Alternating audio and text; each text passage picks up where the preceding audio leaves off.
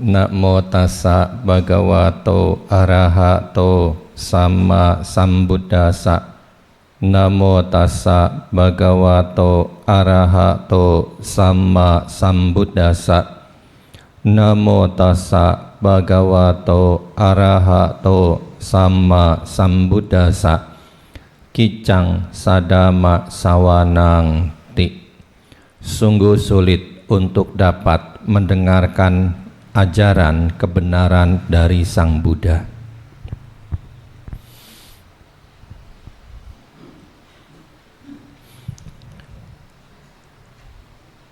Bapak Ibu, saudara sekalian, setiap ajaran agama memberi penekanan kepada umat penganutnya untuk melakukan ibadah agamanya. Demikian pula sesungguhnya kita sebagai umat Buddha pun hendaknya demikian. Maka setiap minggu pagi umat Buddha, utamanya yang ada di kota-kota besar, harus berusaha meluangkan waktu untuk mengikuti puja bakti di wihara.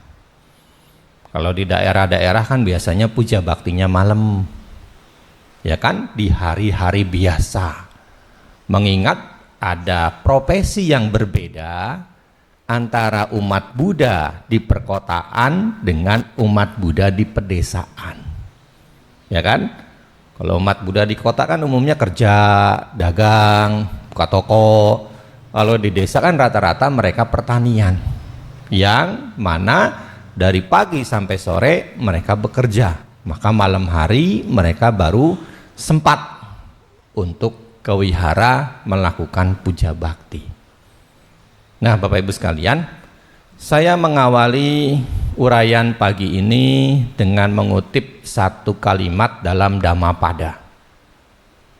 Kicang sadama sawanang. Atau kalau kita baca lengkapnya dalam Dhammapada, Kico manusa patilabo, kicang macana jiwitang. Kico budanang upado, kicang sadama sawanang. Ya, sungguh sulit untuk dapat dilahirkan sebagai manusia. Sungguh sulit kehidupan sebagai manusia. Sungguh sulit munculnya seorang arahat sama Sang Buddha. Sungguh sulit untuk dapat mendengarkan dhamma, ajaran kebenaran dari Sang Buddha. Itu kalau lengkapnya. Tapi saya kutip satu kalimat saja. Sungguh sulit untuk dapat mendengarkan dhamma, ajaran kebenaran dari Sang Buddha. Ketika Pangeran Siddhartha lahir, ada seorang pertapa tua dari Gunung Himalaya datang ke istana kerajaan Kapilawastu. Pertapa tua itu memiliki kemampuan meramal. Karena kemampuannya inilah, maka dia mendatangi istana kerajaan Kapilawastu. Pertapa itu bernama Asita. Pada saat Asita melihat bayi Pangeran Siddhartha yang baru dilahirkan, dia mengetahui ada di tubuh bayi tersebut 32 tanda istimewa. Ya, ada di bayi tersebut maha purisa lakana, tanda-tanda orang besar, tanda-tanda manusia agung. Di dalam Lakana Sutta disebutkan, kalau orang punya 32 tanda istimewa ini, dalam hidupnya hanya ada dua kemungkinan. Kalau dia menempuh kehidupan sebagai perumah tangga, sebagai orang biasa, maka dia akan menjadi Raja Cakawati, raja penguasa dunia yang menguasai dunia dengan dhamma. Kalau dia meninggalkan keduniawian, menjadi pertapa, maka dia akan menjadi seorang arahat sama Sang Buddha, seorang guru dunia. Nah, mengetahui hal ini, yang pertama terjadi pada pertapa Asita adalah dia tertawa. Ya kan? Ada lagunya kan itu kan? Suka nyanyi lagu enggak? Asita Kala Dewala? Enggak pernah nyanyi? Lah, biasa ada nyanyi itu. Hah? Ada itu. Itu yang nyiptain itu, si Wawan itu. Si Wawan Tudong yang sekarang kan udah lepas jubah. Itu kan Wawan ST itu si Wawan Tudong. Baru tahu ya? Makanya sering ngundang saya jadi banyak tahu.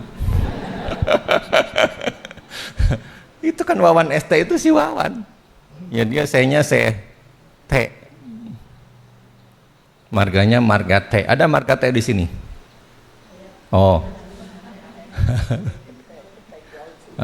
Itu T. Nah, berarti cinlangnya tuh.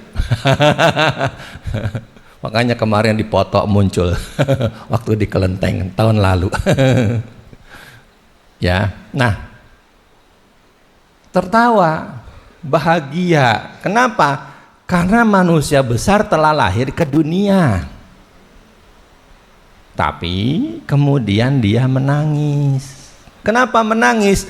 Karena dia akan segera meninggal dunia dan tidak mendapatkan ajaran dari Sang Buddha. Gimana kalau kita jadi Asita? Rugi ora? Rugi. Ya kan? Rugi kan? Kenapa? Saat ada arahat sama Sang Buddha muncul ke dunia, kita malah matot. Kita malah meninggal dunia sebelum sempat mendengar ajarannya. Itu yang terjadi pada diri Atisa. Kenapa? Dia menangis. Nah, makanya beruntung mana kita sama Atisa. Nah, tapi kan kita menyia-nyiakan kan? Ya, kita lebih beruntung dari Atisa kan? Tapi kita menyia-nyiakan kesempatan untuk mendengar Dhamma, kesempatan untuk belajar Dhamma.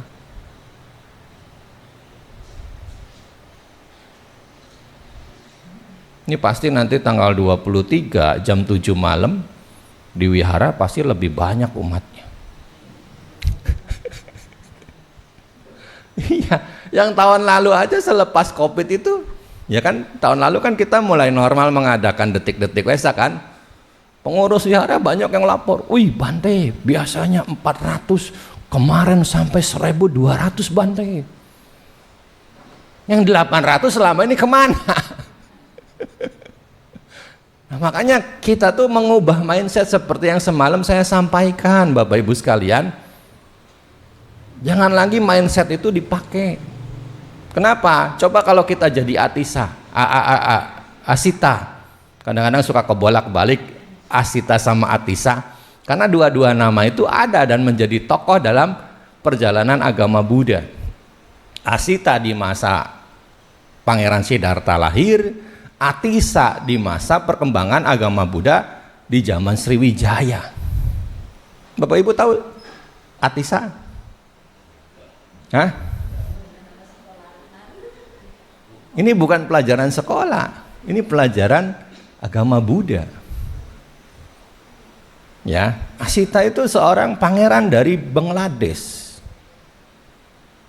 yang pada masa abad ke-10 dia datang ke Sriwijaya untuk belajar Dhamma kepada Dharmakirti, rektor Universitas Swarnadwipa pada saat itu.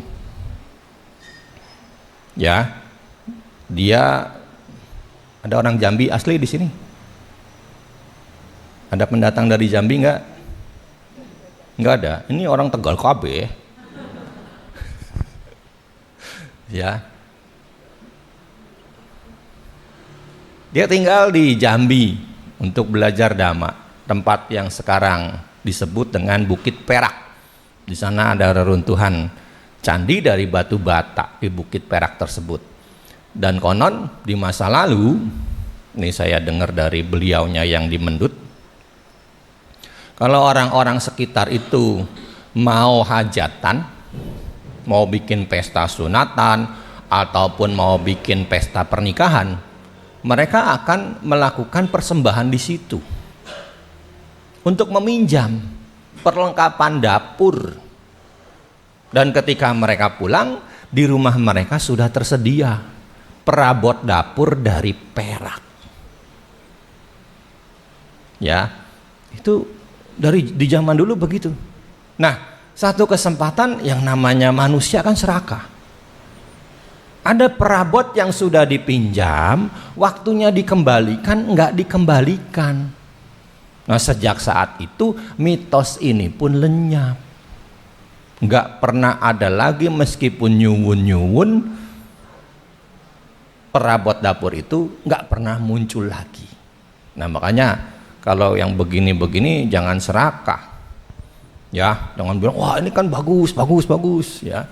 Itu beneran, perabot-perabot di masa lalu itu banyak terbuat dari perak, bahkan dari emas. Di Klaten itu pernah ketemu hampir 20 kilo perabot-perabot rumah tangga dari emas. Ada gayung emas, ada bokor emas. Ya, di Klaten itu. Makanya sering disebut harta karun Wonoboyo, karena ditemukan di daerah Wonoboyo, Klaten. Ya, jadi itu terjadi. Itu Atisa. Atisa ini kemudian juga pernah tinggal di Borobudur. Makanya masyarakat di sekitar Borobudur pun percaya ada satu tempat di mana itu pernah menjadi tempat tinggal Atisa. Dia bermeditasi di dekat Borobudur. Ya, nanti kalau udah siap-siap mau ITC kan, berangkat nggak dari Tegal? Masa nggak ada perwakilan Jawa Tengah loh? Ya, nggak di Woro-Woro sama Pak Desa Nayakannya, kan biasa di Woro-Woro itu. Ayo datang. Apa nggak senang ikut ITC? Ya, biasa kan orang-orang luar tuh. Saya kemarin dari Bantai, nanti kita mau berangkat ITC. Berapa orang? 30. Oh. Itu orang-orang luar pulau tuh semangat, karena mereka kan mungkin jauh dari Borobudur ya, kesempatan ada event besar untuk ke Borobudur, tapi kadang-kadang tidak pernah mempelajari apa yang ada di Borobudur, ya kan? Paling walaupun dapat kesempatan buat naik ke Borobudur cuma cekrek. Makanya begitu saya cerita di Borobudur ada cerita ini, cerita itu, cerita ini, cerita itu, mereka pada nggak tahu. Karena tidak pernah menggali makna pemahaman tentang ajaran Sang Buddha, meskipun itu Mahayana yang ada di Borobudur. Jadi Borobudur itu candi Mahayana. Makanya riwayatnya kan riwayat berdasarkan kitab-kitab Mahayana.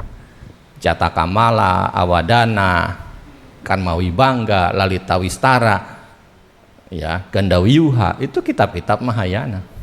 Makanya kalau kita baca riwayat hidup Sang Buddha di Borobudur, itu cuma dari kelahiran sampai mengajar dhamma, nggak sampai parinibbana. Ya, jadi cuma sampai situ. Kemudian di situ dikasih tahu bagaimana kita harus bertekad berjuang untuk mencapai pencerahan, seperti figur teladan Pangeran Sudana. Itu di Gandawiyuha. Ya, Sudana, Pangeran Sudana, dia pangeran meninggalkan tahta demi untuk belajar dhamma. Ya, kita tutup toko 2 jam aja berat. Ya, itu yang banyak terjadi. Ya, jadi bagaimana usaha perjuangan untuk belajar dhamma itu perlu kesungguhan. Sekali lagi kan, kesempatan kita sebagai manusia kan nggak banyak, Bapak Ibu sekalian. Belum tentu kehidupan akan datang kita bisa jadi manusia lagi bertemu dengan ajaran Sang Buddha. Ya, maka kita harus memanfaatkan peluang untuk belajar dan melaksanakan dhamma. Nah, setelah belajar, Atisa itu kembali ke negeri asalnya. Dia mendirikan universitas juga namanya Wikramasila.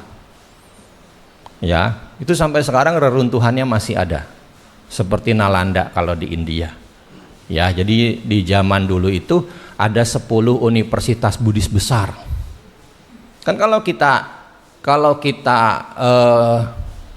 telaah antara Oxford, Stanford, itu Nalanda lebih dulu. Ya. Oxford kan berapa? Stanford berapa? Abad 11. Nalanda abad ketiga, abad keempat Masehi. Ya kan? Lebih dulu. Ya, jadi kalau mungkin Oxford, Stanford itu bareng sama Wikramasila yang didirikan oleh Atisa ini. Nanti kita telaah lagi. Ya. Kemudian dia dapat undangan dari Raja Tibet untuk mereformasi agama Buddha di Tibet. Diundang sekali, nggak mau datang. Diundang lagi, nggak mau datang. Diundang 3 kali, baru mau berangkat. Kenapa? Karena rajanya yang mengundang dia itu ditawan oleh raja musuh. Maka Atisa pun berangkat ke Tibet, mengajarkan Dhamma. Agama Buddha masuk Tibet itu di abad ke-7 dibawa oleh Padmasambhava, guru Padmasambhava.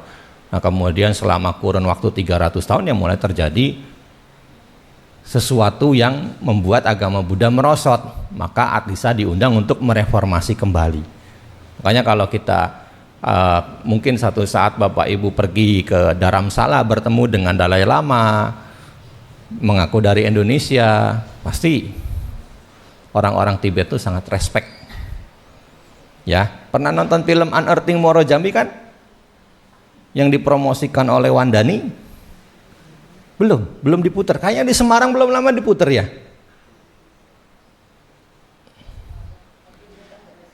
Oh, nggak ada yang berangkat. Itu nonton itu atau putar di sini. Atau nanti bisa juga cari di kanal YouTube ada kok.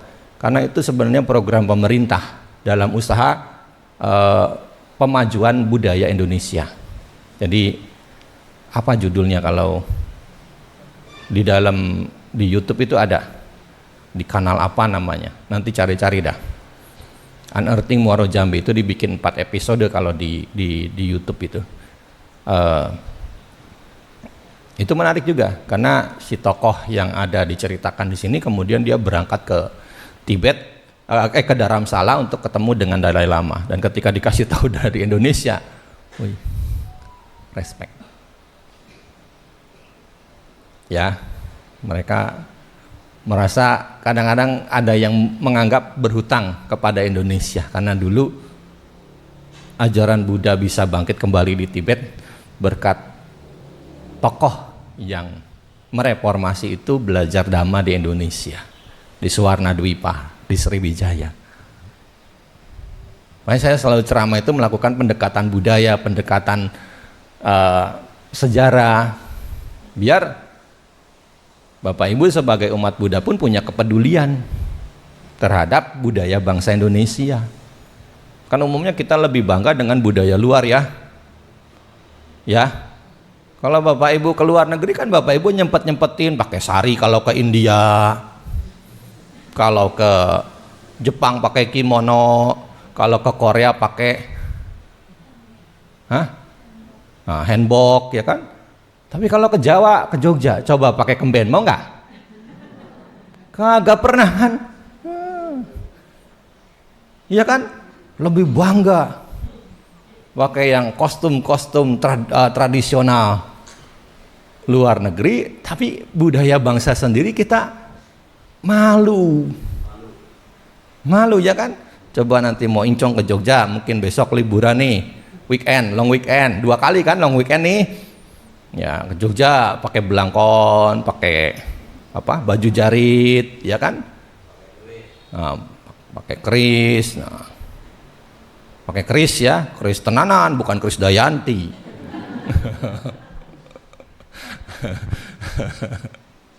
Ya itu sekilas biar ini pemahamannya bertambah. Nah, kembali ke Asita. Ini suka masih belebet. Kembali kepada asita. Ya kan, kalau kita jadi asita kan kita nggak kebayang. Ya, makanya gunakanlah kesempatan untuk belajar Dhamma itu sebaik mungkin.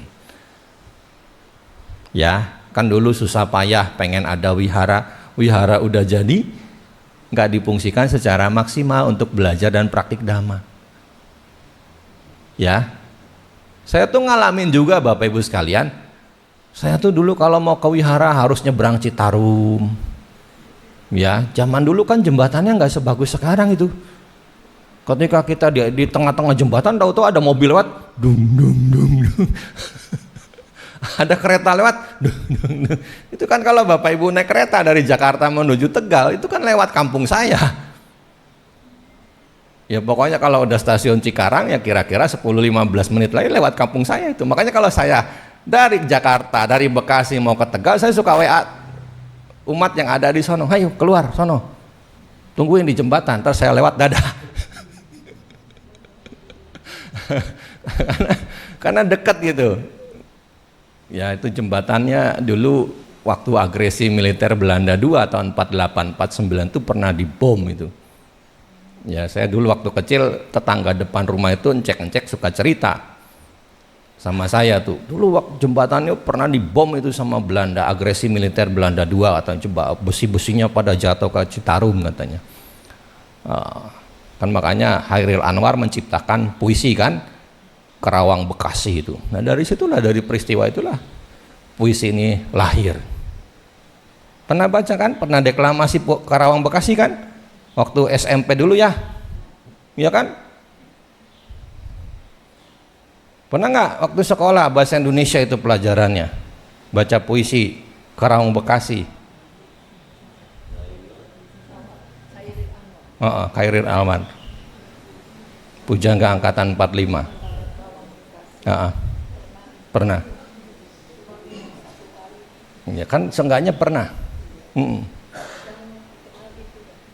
Aku itu kan pelajaran SD itu. Kelas 4 SD itu. Ya. Apa di karet bipak. Karena ada juga puisi Khairil Anwar itu judulnya Karet Bipak, karena dia ketika akan meninggal dia mengharapkan dikebumikan di karet bipak. Kuburan karet kan sampai sekarang masih ada kan? Iya, di Jakarta itu. Jakarta mana tuh? Jakarta Selatan ya. Di karet. Nah, kan jadi nostalgia dah.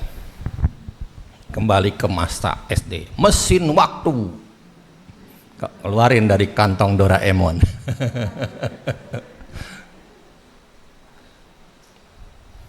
Ya, jadi susah payah itu kita sudah lakukan. Nah sekarang gue udah tinggal pakai kan, udah nggak pusing-pusing lagi kan. Makanya harus dimaksimalkan.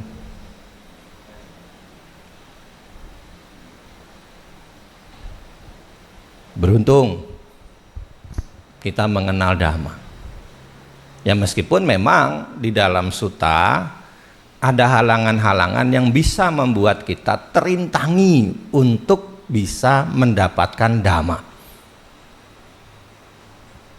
Tapi kalau kita telaah, halangan itu sebenarnya tidak ada di kehidupan kita sekarang. Ya semoga juga tidak akan pernah ada dalam kehidupan kita di masa sisa kehidupan ini. Apa halangannya? Dalam Awarana Sutta Bapak Ibu sekalian, ada 6 halangan. Ini dari kitab Suci Anguttara Nikaya kelompok 6, makanya ada 6 poin. Ada 6 halangan yang membuat seseorang itu sulit atau tidak mendapat kesempatan untuk mendengarkan Dhamma. Apa halangannya? Yang pertama adalah kama awarana, halangan dari perbuatan jahat yang dilakukan. Perbuatan jahat seperti apa? Perbuatan jahat yang dirujuk di sini adalah kalau orang tersebut melakukan 6 kejahatan berat.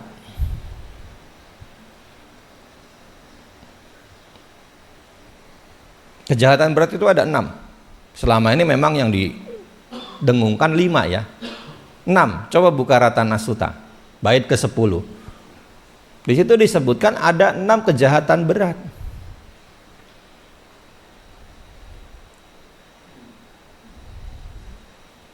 Halaman piro Ratana Sutta? Hah? Nah, 83. Bait ke-10.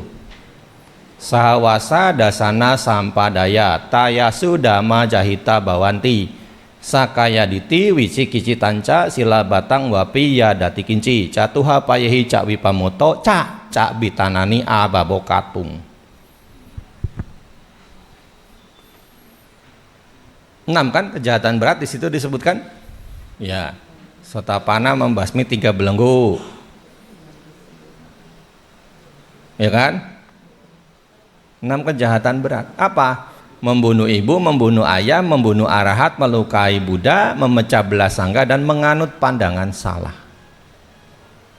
Nah, satu contoh yang pernah terjadi di zaman Sang Buddha. Siapa? Raja Ajatasattu. Raja Ajatasattu adalah putra Raja Bimbisara. Raja Bimbisara adalah raja pertama yang menyatakan diri berlindung kepada Buddha Dhamma Sangha.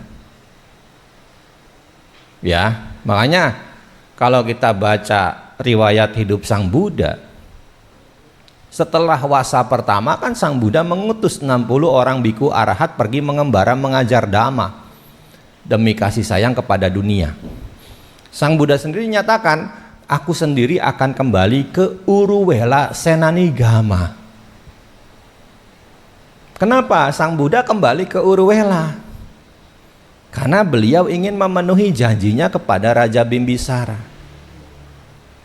Pada saat Pertapa Gotama meninggalkan istana, menjalani kehidupan sebagai pertapa, beliau mengembara kan sampai ke wilayah kerajaan Magadha, di mana Raja Bimbisara berkuasa sebagai Raja Magadha. Ibu kotanya adalah Rajagaha. Mata-mata Raja Bimbisara melaporkan ada pertapa yang cakap, ada pertapa yang bersih, ada pertapa yang putih, beda dengan pertapa lainnya. Akhirnya Raja Bimbisara mencari tahu siapa pertapa ini, dan ketika ketemu, siapa Anda? Saya pangeran. Kenapa Anda meninggalkan istana? Raja Bimbisara berpikir, oh mungkin dia tersingkir, nggak dapat kekuasaan, makanya dia jadi pertapa. Kalau gitu saya kasih separuh kerajaan saya. Nggak mau. Ya, Raja Bimbisara mikir, oh mungkin kurang banyak, saya kasih sepenuhnya wilayah kerajaan saya. Nggak mau. Karena bukan itu yang dicari. Aku mencari obat untuk mengatasi usia tua, sakit, dan kematian. Oh, kalau begitu berjanjilah padaku, kalau sudah kau temukan obat itu, akulah orang yang pertama yang kau ajari. Ya, raja pertama. Makanya Sang Buddha kembali ke Uruwela Senanigama. Kenapa? Karena yang namanya Uruwela, hutan Uruwela, Bodhgaya, tempat pencerahan itu berada di wilayah kerajaan Magadha. Ya, makanya Sang Buddha kan kembali ke Rajagaha untuk mengajar Dhamma pada Raja Bimbisara. Makanya pertemuan besar Arahat, Magapuja itu kan terjadinya di Weluwana Arama yang ada di kota Rajagaha. Ya, setelah mendapat bimbingan Dhamma dari Sang Buddha, Raja Bimbisara mencapai Sotapanna. Tapi Raja Ajatasattu kan dihasut oleh Dewadatta. Ya, dihasut oleh Dewadatta. Karena Dewadatta memiliki karma baik. Kenapa? Karena dia punya 5 abinya duniawi, punya 5 kesaktian yang sifatnya duniawi. Ya, makanya kalau kita hanya mengejar kesaktian duniawi itu bahaya. Kan umumnya banyak umat Buddha tuh, wah bantai sakti, bantai sakti, bantai sakti. Wah, kalau memang sakti dari luar negeri ke Indonesia, nggak perlu kita beliin tiket pesawat, suruh aja terbang sendirian. Kadang-kadang umat Buddha itu nggak berpikir logis. Ya, promosi Bantai Sakti begini begitu, suruh terbang sendiri, nggak usah kita ngumpulin dana buat beli tiket pesawat. Ya, kayak seperti yang semalam saya bilang kan, bentar-bentar sanggadana, bentar-bentar sanggadana. Emang umatnya nyari duit gampang? Enak aja ngejual sama sanggadana, ya kan? Iya. Ya, emang gampang nyari duit? Iya, enak banget ya sanggadana. Ya bukan nggak boleh berdana ya, tapi ya jangan terlalu membodohi umat gitu kan demi untuk mendapatkan dana. Ya kan? Ya kan ujung-ujungnya nanti menjual nama sanggadana itu fungsinya buat apa? Berdana di ladang yang subur katanya. Enggak. Kenapa? Sangga yang dirujuk sebagai ladang yang subur itu adalah yang sudah mencapai kesucian.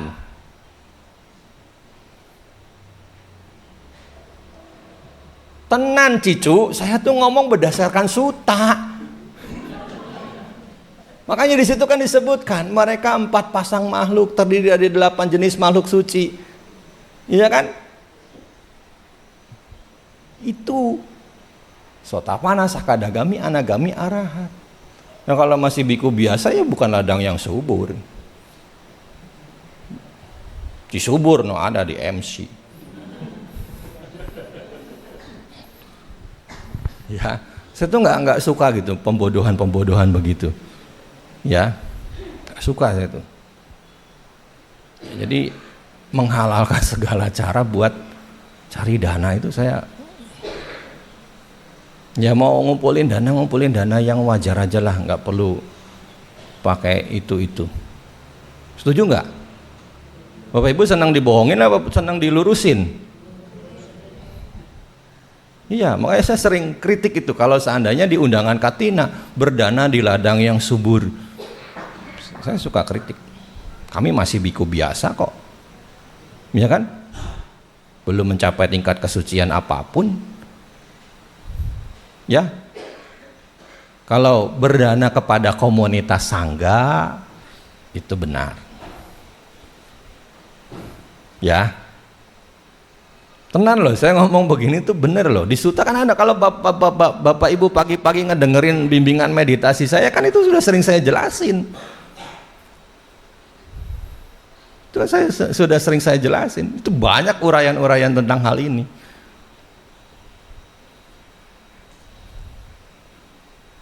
Ya, jadi jangan lagi nanti berdana di ladang subur. Emangnya kamu yakin bikunya sudah mencapai kesucian? Ya kalau besok-besok udah dapat dana kemudian lepas jubah gimana? Ladang yang subur tuh.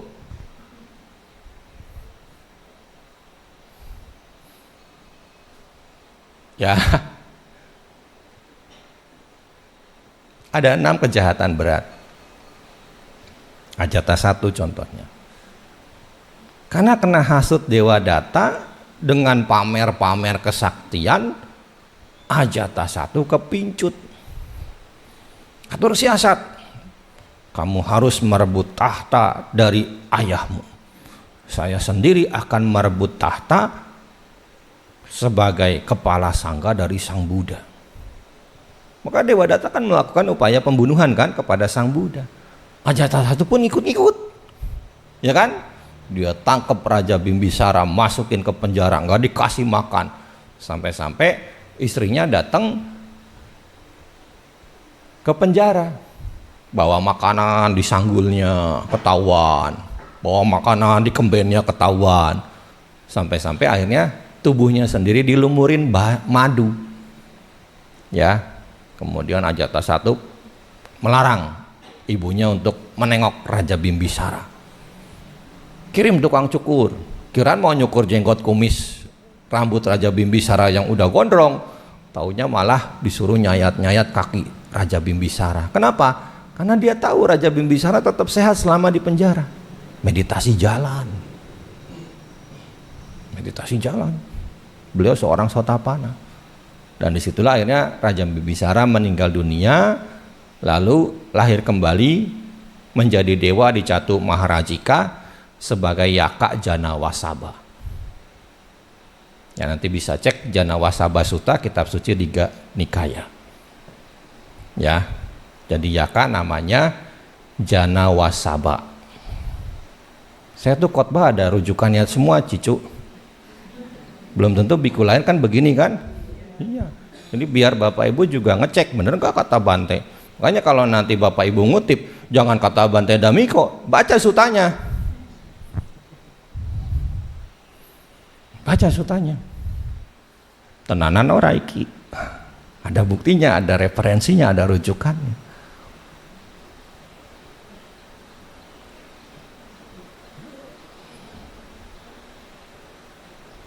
Nah, setelah Raja Bimbisara meninggal, Raja Ajatasattu naik tahta. Ajatasattu kan itu artinya musuh yang belum lahir. Ya, karena ketika hamil, Ratu Widehip itu pengen minum darah. Makanya kehamilannya nggak sehat.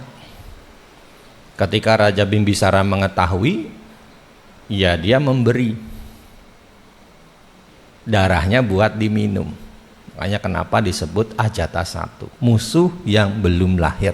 Satu di sini bukan angka, satu di sini artinya musuh. Satu.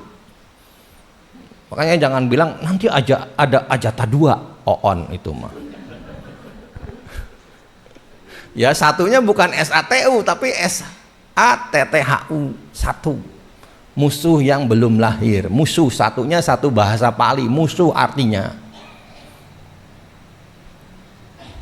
naik tahta. Nah, ketika Purnama tiba, dia mengumpulkan menteri-menterinya. Kenapa? Karena ada kebiasaan di masa lalu, di setiap hari Purnama itu para raja dan bangsawan itu pergi menghadap para pertapa untuk mendapatkan bimbingan ajaran. Hari ini Purnama, kepada pertapa siapa kita akan pergi untuk mengunjunginya agar kita mendapat siraman rohani. Satu menteri angkat tangan, Baginda kita pergi ke Sanjaya. Ajatasattu diam. Baginda kita pergi kepada Pakuda Kacayana. Ajatasattu diam. Menteri lain angkat tangan lagi, Baginda kita pergi ke Purana Kasapa. Ajatasattu diam. Kan di zaman Sang Buddha itu merujuk kepada Samanya Palasuta. Ini yang saya uraikan, Samanya Palasuta sebenarnya ada 6 guru yang hidup sejaman dengan Sang Buddha.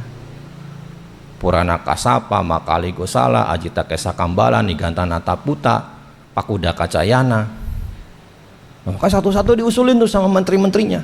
Tapi Ajatasattu diam, nggak merespon sama sekali usulan dari 6 menteri yang menyebut satu-satu para pertapa tersebut. Kenapa nggak merespon? Nanti diceritain. Nah, saat itu juga ada Jiwaka. Jiwaka hadir juga di situ karena Jiwaka adalah tabib, dokter kerajaan Magadha. Ya, sebenarnya Jiwaka itu juga kan cucu Raja Bimbisara, tapi cucu angkat. Karena Jiwaka anak wanita penghibur yang dibuang, kemudian diangkat anak oleh Pangeran Abaya. Pangeran Abaya itu kan salah satu putra Raja Bimbisara juga. Tapi Jiwaka ini tahu diri, begitu dia menginjak remaja dia tidak mau bergantung pada ayahnya. Dia kemudian kabur, pergi ke Taksila. Taksila itu sekarang ada di wilayah Pakistan, Afghanistan sana, untuk belajar ilmu pengobatan kepada Disapamoka. Dan dia lulus.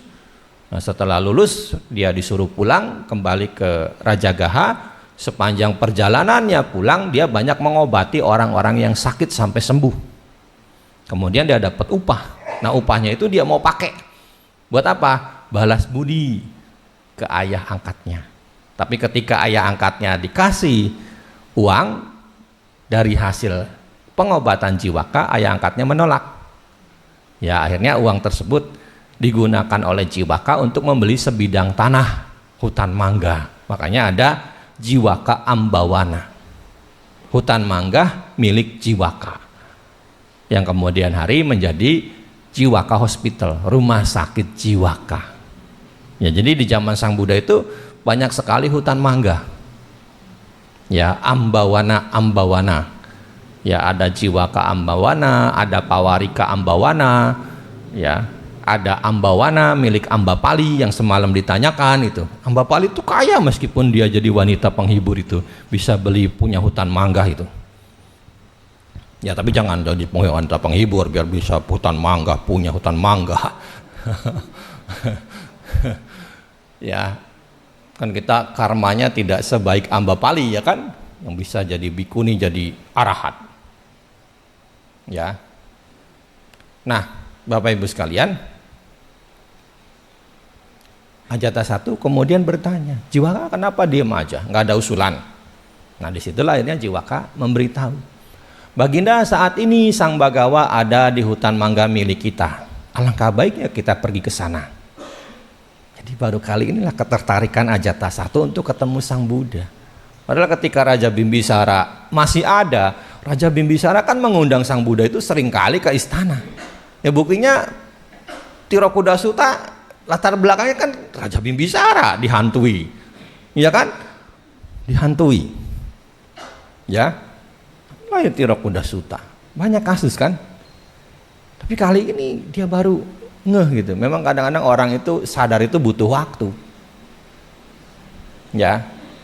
Kalau begitu mari kita ke Ambawana milik Jiwaka. Maka disiapkan gajah-gajah, kuda-kuda, kereta kuda dan sebagainya. Mereka berangkat dari istana Raja Gaha menuju ke Jiwaka Ambawana. Mengendarai kendaraan sejauh yang bisa dikendarai. Jadi sebenarnya saat itu juga sudah ada lapangan parkir. Iya kan? Sudah ada lapangan parkir. Jadi kereta-kereta kuda, gajah-gajah itu ditaruh sebelum masuk ke wihara. Kemudian masuk dengan jalan kaki. Makanya baca sutta itu jangan cuma baca, harus ada analisa yang berjalan. Ya. Nah, Ajatasattu kan baru melakukan kejahatan, membunuh ayahnya. Mana Jiwaka? Katanya Sang Buddha dengan jumlah biku yang banyak, kok tempat ini sangat sepi? Jangan-jangan kamu ngejebak aku nih. Karena Jiwaka ini biar bagaimanapun menjadi tabib itu diangkat oleh Raja Bimbisara. Jadi secara loyalitas Ajatasattu berpikir, ini kan loyalis bapak gue. Jangan-jangan dia mau ngejebak gue nih. Nah, hanya majulah terus Baginda, saya tidak akan melakukan kejahatan kepadamu. Tuh, lihatlah di pendopo itu. Ya, Sang Buddha ada di tengah-tengah, dikelilingi oleh para biku dengan jumlah yang banyak. Wih, bikunya banyak tapi kok ayem, nggak ada yang berisik, ada yang ngobrol. Semoga anak saya juga seperti para biku tenangnya.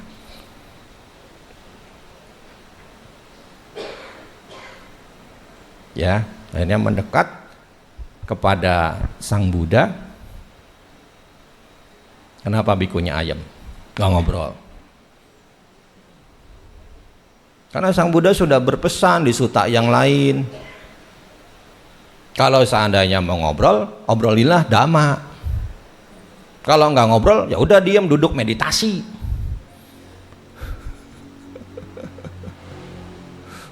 Kadang-kadang suka gimana gitu ya, biku ngobrolin kulineran, biku zaman now itu. Makanya saya kenapa saya tadi bilang bukan ladang yang subur, saya bilang dana kepada komunitas, dana untuk membantu kepentingan dhamma. Ya.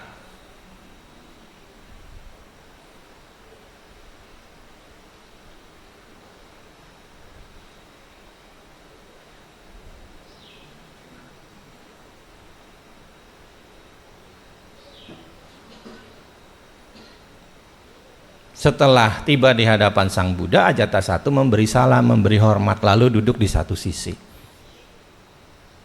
Dan dimulailah percakapan terjadi antara Ajatasattu dan Sang Buddha. Apa yang ditanyakan Ajatasattu kepada Sang Buddha? Bante, Ada banyak profesi, itu disebutin satu-satu di suta. Jadi di zaman Sang Buddha sudah ada floris, perangkai bunga. Ya, Sumana itu kan perangkai bunga kan, yang ketika berdana kepada Sang Buddha meskipun satu kuntum, tahu-tahu jadi setengah dengkul kan. Begitu dia Dhammapada kata kan. Udah baca belum? Hah? Nah, penjual bunga itu kan floris istilahnya kan. Belum baca.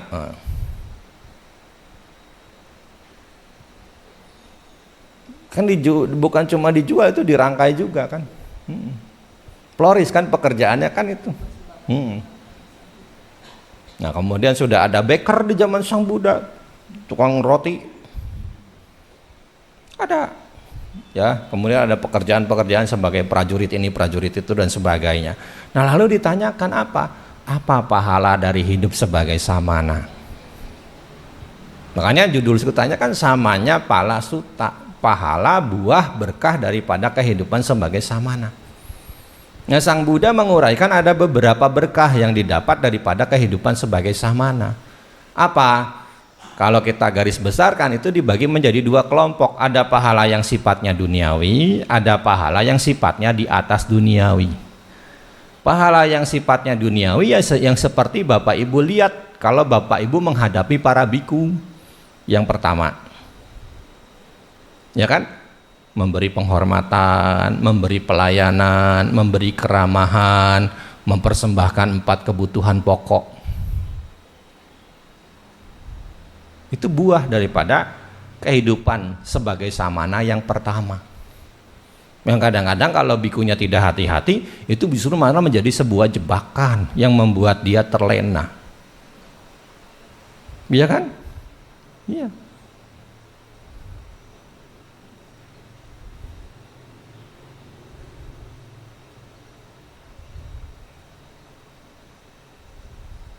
Nah, kemudian di situ juga disebutkan bahwa biku itu harus bebas pajak. Nah, ini pemerintahan baru katanya sudah ancer-ancer mau mengenakan pajak kepada para ulama.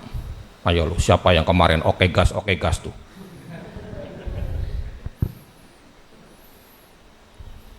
Kemarin saya sudah dikirim link beritanya tuh sama umat. Ya kalau yang lain-lainnya nggak apa-apa lah dikenakan tarif pajak lah. Kalau biku kan nggak punya penghasilan, ya kan? Ada nggak deal-dealan waktu Cik Yao Chung ngundang saya ke sini, Bante nanti kontraknya sekian? Nggak ada kan? Ya kan? Nggak ada. Kalau yang lain-lain kan ada bicara kontrak dulu kan. Kalau nggak cocoknya nggak jadi datang. Ya jadi ini 2 pahala pertama. Jadi dapat penghormatan, keramahan dan sebagainya plus 4 kebutuhan, persembahan 4 kebutuhan pokok dan juga bebas dari pajak. Ini pahala duniawi. Nah, lalu Sang Buddha menjelaskan pahala di atas duniawi. Berupa apa? Ya, melatih sila dan sebagainya.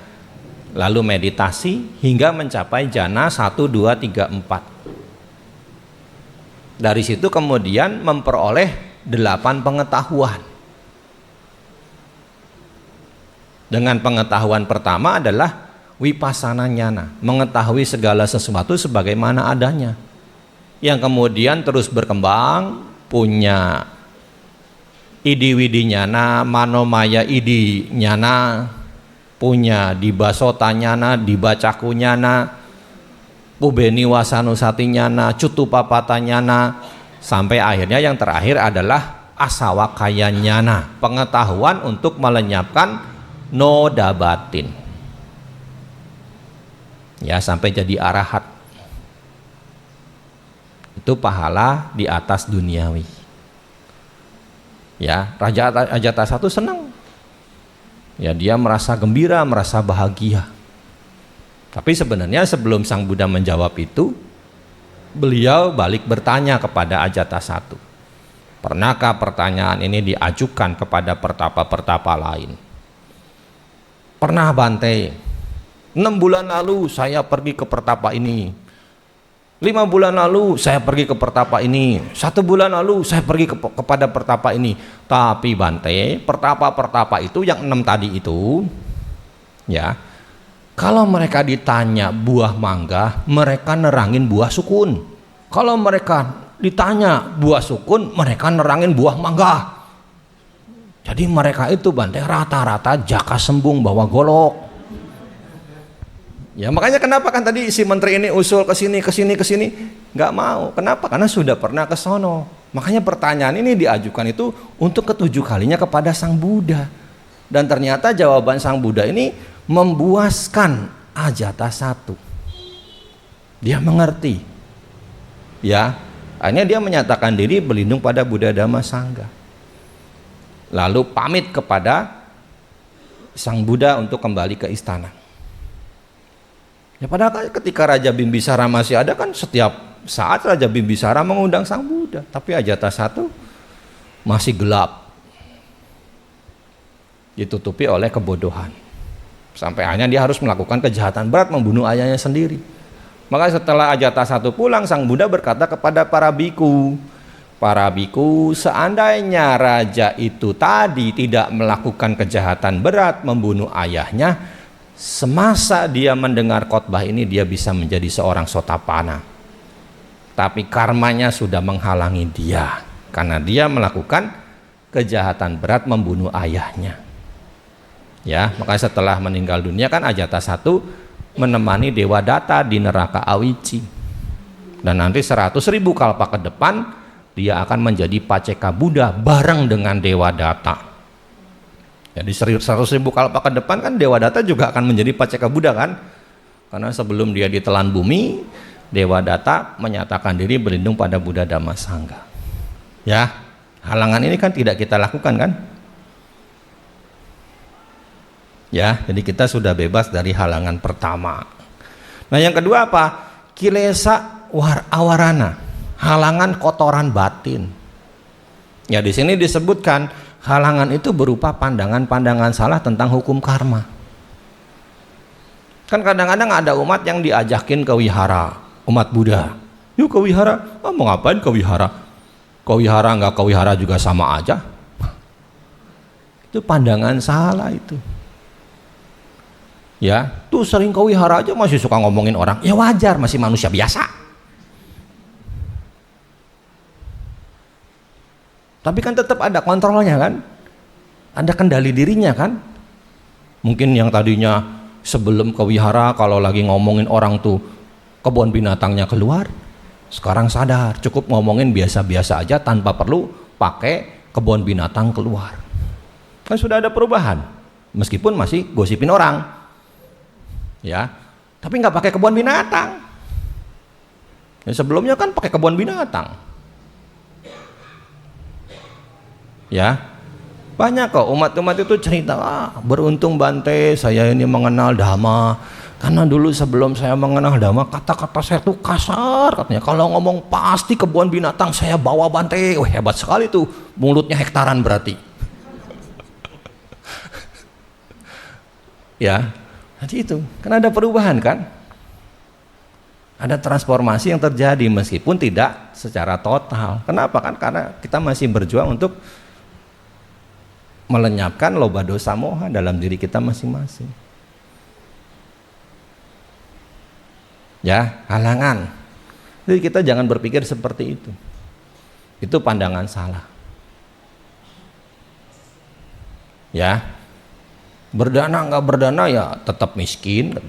Kaju. Itu pandangan salah itu. Ya. Atau mungkin gara-gara berdana nanti bisa miskin, udah jangan berdana. Itu pandangan salah. Kan di zaman Sang Buddha banyak kasus-kasus seperti itu kan. Todea, orang kaya, pandangannya salah, nggak pernah berdana, sebagai akibatnya apa? Dia lahir kembali jadi anjing di rumah dia sendiri. Ya, nah, itu halangan pandangan salah. Kilesa awarana, halangan kotoran-kotoran batin berupa pandangan-pandangan yang salah. Nah, kemudian yang ketiga adalah wipaka awarana, halangan dari akibat karma. Nah, di sini dia jelaskan Halangan dari akibat karma itu berupa apa? Kalau seandainya kita jatuh di 4 alam apaya, kan kesulitan kita untuk mendengarkan dhamma itu sangat-sangat tidak ada. Tidak ada kesempatan untuk mendengar dhamma. Kenapa? Di neraka mana sempat ngedengerin dhamma? Ya kan? Di alam binatang, ya meskipun mungkin ada kucing yang lagi tidur selama saya khotbah, ada anjing yang lagi tidur selama saya khotbah, belum tentu dia menyimak. Kenapa? Karena di alam binatang yang lebih berperan kan bukan kesadaran, bukan kebijaksanaan, tapi insting. Saya di wihara kan punya guguk. Yang di area depan itu 3, di area belakang 3. Nah, duduk yang di area depan, guguk yang di area depan tuh kalau saya lagi khotbah, dia suka tiduran di kolong kursi ceramah. Iya, tapi kan belum tentu ketika dia tiduran itu dia mendengar khotbah saya kan, memahami khotbah saya kan. Ya. Sulit kalau sudah di alam penderitaan itu untuk mendengar dhamma, kecuali kalau ada arahat sama sambuddha yang muncul. Kalau kita lahir kembali jadi peta, jadi yaka, jadi asura, itu kan sulit. Ya, nah ini kan kita sudah bebas juga kan dari wipaka awarana. Ya, kita saat ini jadi manusia kan, yang bekerja dan berperan dalam hidup kita kan akal budi, kebijaksanaan, kesadaran. Ya, nah ini kan tidak terjadi pada diri kita. Yang keempat adalah asado cahotik.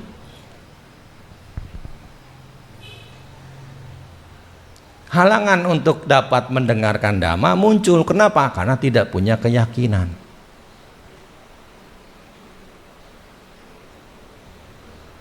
Banyak orang di luaran sana mengatakan, oh agama Buddha itu bagus, mengajarkan cinta kasih, kebijaksanaan dan sebagainya. Tapi kan belum tentu mereka mau lebih jauh memahami ajaran Sang Buddha, apalagi menerapkannya. Pernah satu kesempatan saya diundang hadir dalam upacara patidana peringatan kematian. Sampai di wihara itu kan, di depan wihara itu ada joglo, ada pendoponya. Biasa sebelum mulai puja bakti, umat di sana dulu ngobrol-ngobrol segala macam gitu, baru masuk nanti ke dhammasala. Sebagian juga masih ada yang duduk puja bakti di sana karena ruang dhammasalanya tidak muat. Begitu saya masuk, ya matanya sih sipit-sipit, tapi nggak ada satupun yang anjali gitu. Saya juga bingung. Nah begitu mulai acara, mereka masih ngobrol terus. Oh dari situ akhirnya saya tahu, oh bukan umat Buddha ternyata. Ya, jadi nggak ada keyakinan, maka tidak ada ketertarikan untuk mendengarkan dhamma. Ya. Kadang-kadang umat Buddha udah ke wihara juga bikunya ceramah, umatnya ngobrol, suruh ceramah malah nggak mau. Ya, makanya tunjukkanlah sebagai umat Buddha yang punya keyakinan. Untuk apa? Mendengarkan dhamma dengan baik seperti yang semalam dijelaskan, menyimak, menangkap makna.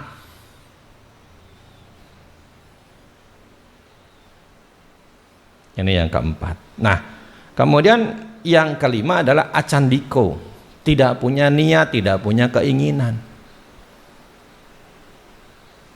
Makanya seperti yang barusan dijelaskan, udah sampai di wihara, khotbah sudah berjalan, ini masih di dapur, bikin indomie, bikin kopi, bikin teh. Jadi ke wihara cuma mau say hello.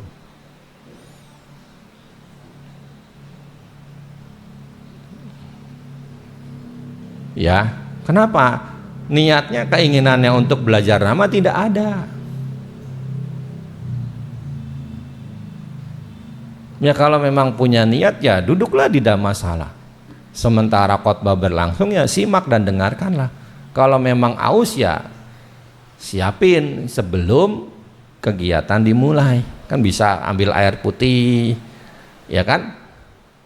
Bisa ambil air putih, siapin di samping tempat duduknya biar bisa minum. Ya tapi jangan sepanjang khotbah minum terus. Nggak ngomong aja capek, yang ngomong aja nggak minum. Ya, jadi tidak punya keinginan untuk mendengarkan dhamma. Makanya ketika kita sudah bawa badan ke wihara, bawa juga mentalitas kita ke wihara.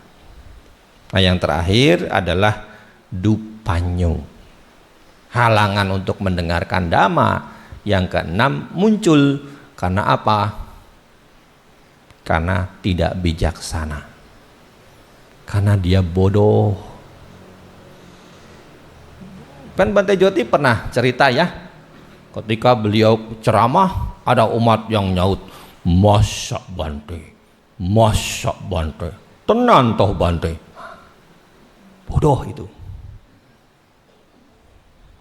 ya kan? Bener loh, saya juga pernah ngalamin itu loh.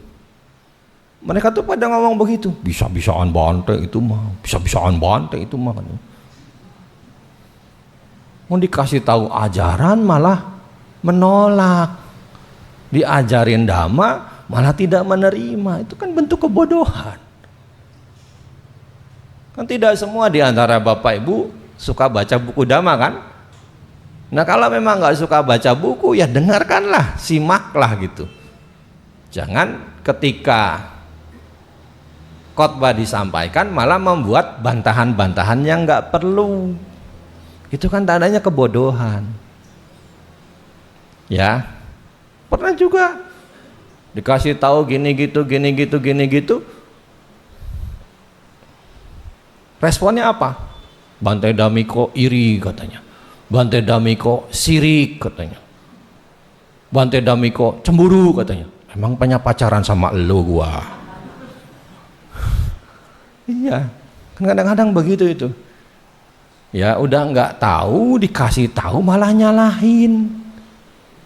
Banyak umat Buddha kayak begitu Bapak Ibu sekalian. Kenapa? Karena kebodohannya, karena tidak bijaksana. Banyak kan, kenapa saya tuh selalu sebutin nih ada di suta ini. Cobalah cek kalau nggak percaya apa yang saya sampaikan gitu.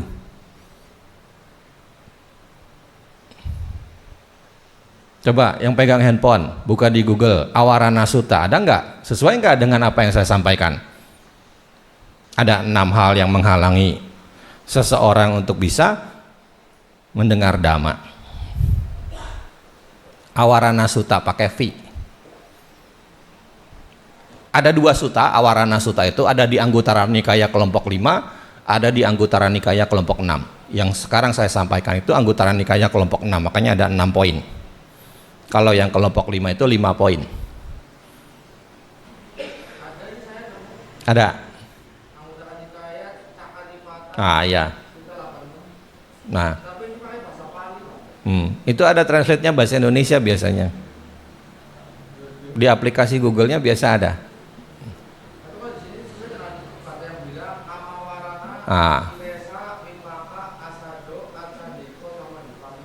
Tuh. Tenan kan? Ono kan? Oh, jadi saya nggak ngarang-ngarang. Sekarang samanya pala sutta, N-nya double, tapi nggak usah pakai cacing. P-nya pakai pala, pakai H.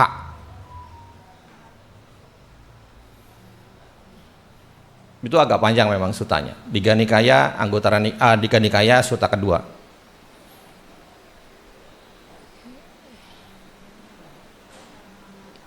Bahasa Pali apa bahasa Indonesia itu? Samana pala, N-nya 2, palanya pakai H. Pala pakai H dengan pala biasa itu beda ya.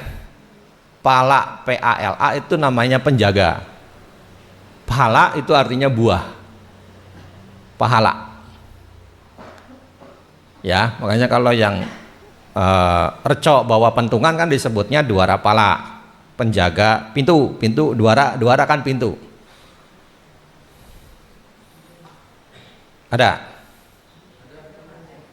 cerita Ajata 1. ya kan? Ada 6 guru yang sejaman dengan Sang Buddha. Ada 14 pahala di situ. 2 pahala pertama yang tadi saya jelasin, dapat 4 kebutuhan pokok dan sebagainya, lalu bebas pajak. Lalu sampai memperoleh asawakaya nyana. Pengetahuan melenyapkan noda batin. Ya kan, di bagian akhir kan disebutkan oleh Sang Buddha kan, sementara dia duduk sebenarnya dia bisa memperoleh mata dhamma, mencapai sotapanna, tapi karmanya menghalangi dia untuk memahami dhamma karena kejahatan berat yang dia lakukan, yaitu membunuh ayahnya. Ada kan? Panjang memang itu. Makanya beruntung kan ngedenger saya ringkas tuh jadi pendek.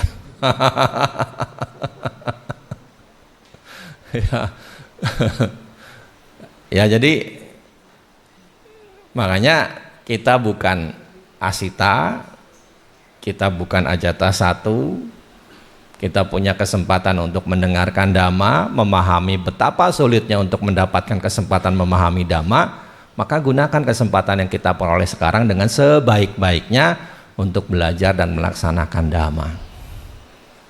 Ya, demikian apa yang bisa saya sampaikan pada pagi ini. Semoga menambah wawasan, pengetahuan, keyakinan, dan dapat dipraktikkan dalam keseharian. Terima kasih. Sabesata, semoga semua makhluk hidup berbahagia.